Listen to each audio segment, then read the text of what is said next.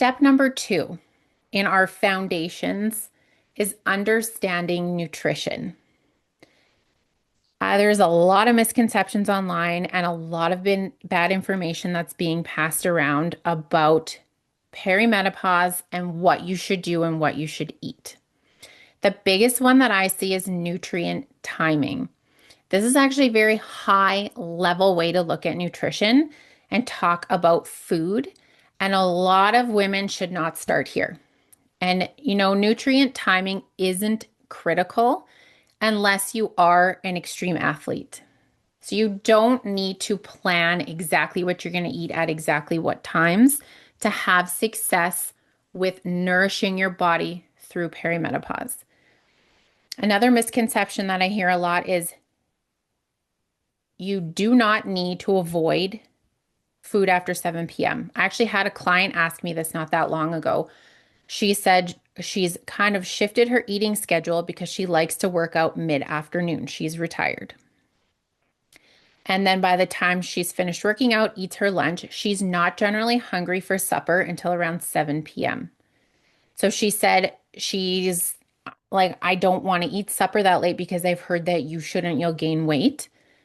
And then she ends up just snacking on anything that she can find in the house, which is usually chips, chocolates, cookies, etc. And she said, I don't feel good, I don't sleep well, and I'm hungry. And I said, what led you to believe that you cannot eat after 7 p.m.? Well, I saw it on Instagram.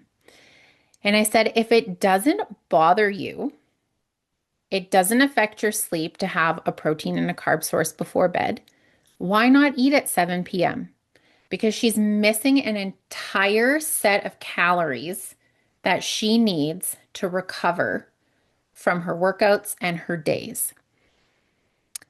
What we want to focus on in perimenopause is making sure that we are eating enough food every day. So the key to this is to get at least 30 grams of protein within 30 minutes of waking up in order to maintain and stabilize your blood sugar. Our insulin production or our blood sugar stabilizer needs support first thing in the morning because our estrogen no longer does that for us.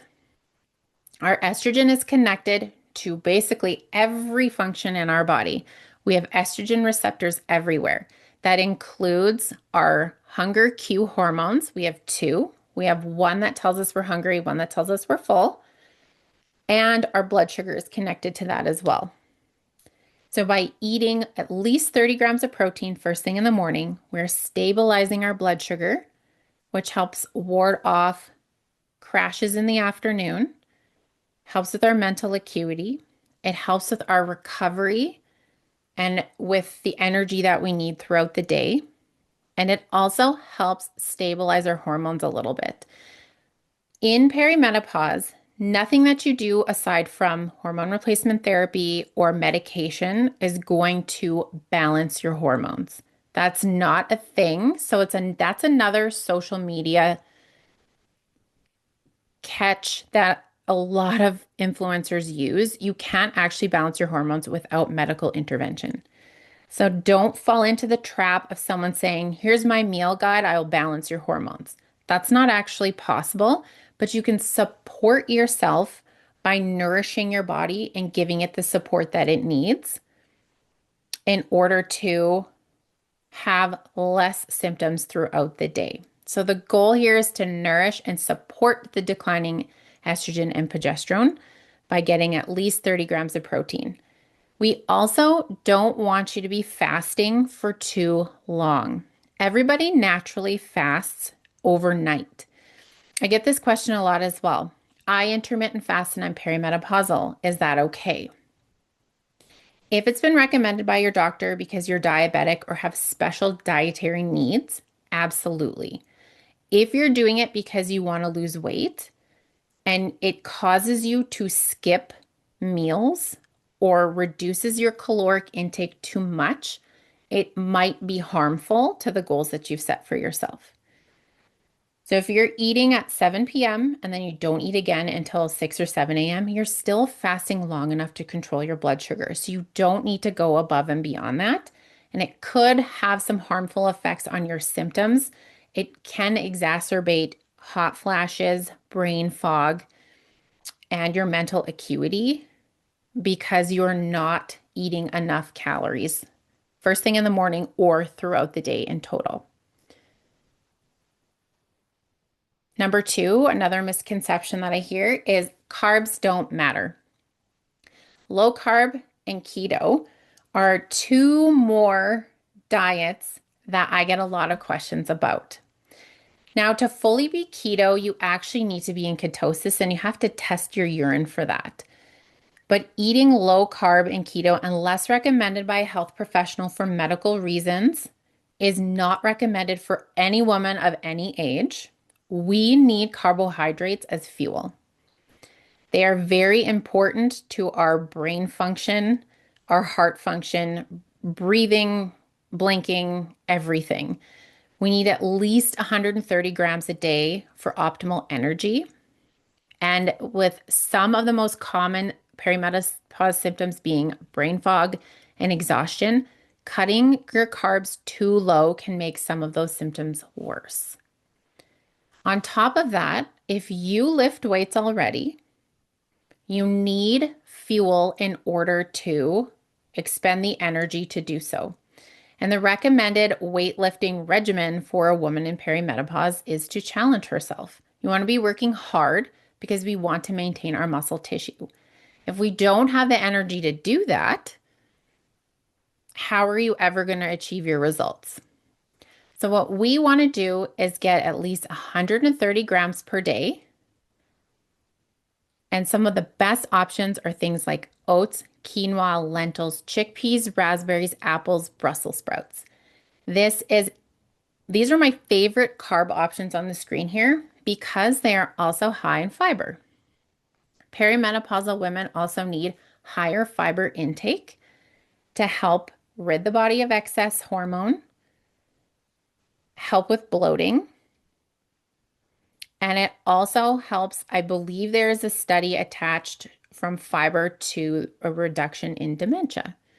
So eating more fiber is essential and getting a lot of phytonutrients in your vegetables. So cruciferous vegetables, if you haven't heard that yet, those are the broccolis, the Brussels sprouts. Those are great for perimenopausal women and reducing symptoms. The next misconception that I see is tracking your intake is the only way. This is another one that I see all over social media. If you're not weighing, measuring, and tracking your food, you're screwed. Now, weighing your food is very effective. Understanding your personal caloric needs. Every single one of us on this call has different caloric needs. We have different activity level throughout the day. We have different body types. We have different demands at our jobs. We move differently throughout the day, and we have different exercise regimens. So we all will not be eating the exact same. Some of us might like higher fat. Some of us might like higher carbs. I can't handle a lot of fat. It does not do well with my digestion. But I know a lot of women who love higher fat because it is more satiating. They feel full and it makes them happy. So why would we tell them to change that if it's working for them? But weighing and tracking your food is not the only way to manage intake for fat loss. So what we want to do is focus on understanding your portions and overall intake. And some of the best ways to measure are using the hand measurement method.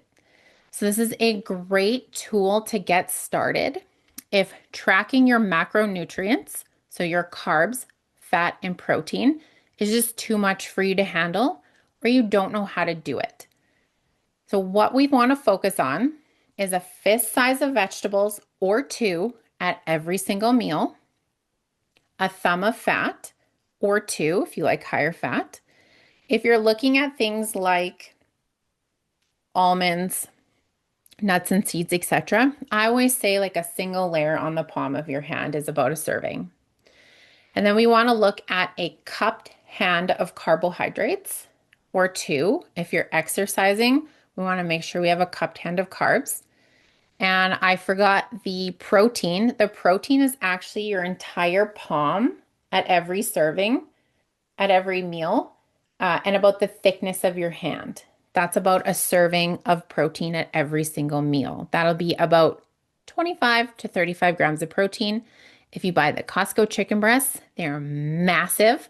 I've weighed them out before. Some of them are over 100 grams of protein each, which means those are for my husband. I cannot eat that much, or I cut it in half, have one for lunch and one for a snack, or one for supper, or one the next day. And then what we want to do once we've created this beautifully balanced plate of food, because now you know how to measure food with your hands, is we want to eat until we're about 80% full. Something that we learned as kids is that you have to finish your plate. This is not true. In perimenopause, our hunger hormones, which I've already mentioned, are affected by our loss of estrogen. So it is very common as we head through perimenopause to become more hungry. Our body is thinking, I'm really hungry, I'm really hungry, I'm really hungry. But what we need to understand is we may be thirsty and it may be a side effect of losing estrogen. So we want to focus on a nice balanced plate at every meal, eating till we're about 80% full. And then on top of that, I'm going to give you another tip. Chew your food really well. Think about chewing between 20 and 30 times per bite. It sounds ridiculous and like overkill, but by chewing your food really well and breaking it down in your mouth, you are less likely to become bloated and feel awful after you've finished your meal. It also gives your brain extra time to figure out, hey, I'm full. I don't want any more, which will bring you to a place of a little bit of a caloric deficit, which will in turn help you start to lose body fat. So there is a little bit more behind that than I made it sound very simple, but these are great steps to start taking to focus on eating enough, eating a balanced diet, and making sure that you're not overeating. I also recommend that women eat at least 2,000 calories every single day. So we want to make sure that we're eating enough to recover, support our hormones or lack thereof, support the new goals that we have lifting weights because we know muscle is gold as we age, and to make sure we're supporting those symptoms.